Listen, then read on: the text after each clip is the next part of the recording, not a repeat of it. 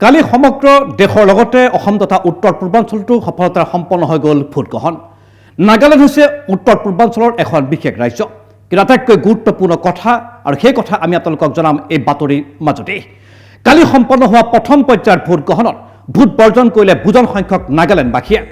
100-200 নহয়, কালি নাগালেণ্ডৰ 6খন জিলাত 4 লাখ ভোটাৰে ভোট বৰ্জন কৰিলে।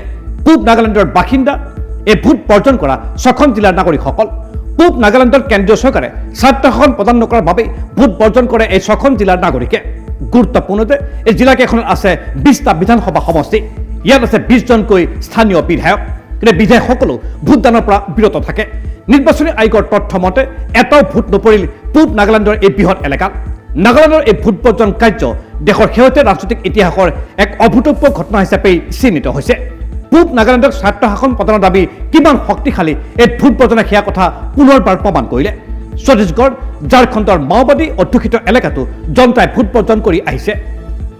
মাওবাদীৰ আহ্বানৰ এনে এলেকাসমূহত ভোট বৰ্জন কৰি আহিছে লোকসকলে। নাগালেণ্ডৰ বৃহৎ পৰ্যায়ত বৰ্জন হোৱা নাই এই ভোট বৰ্জন কাৰ্যসূচী। নাগালেণ্ডৰ ভোট বৰ্জন কাৰ্যসূচীয়ে এতিয়া দৃষ্টি আকৰ্ষণ কৰিছে কেন্দ্ৰৰ মোদী চৰকাৰ। সচকিত হৈ পৰিছে দেশৰ নিৰ্বাচনী আয়োগ। এতিয়াৰ পৰা পৰিত্ৰাণ ক'ত? সেই পৰিত্ৰাণ বিচাৰি যেন এতিয়া প্ৰশ্নৰ উত্তৰ বিচাৰিবলৈ যেন আগবাঢ়ি গৈছে দেশৰ নিৰ্বাচনী আয়োগ।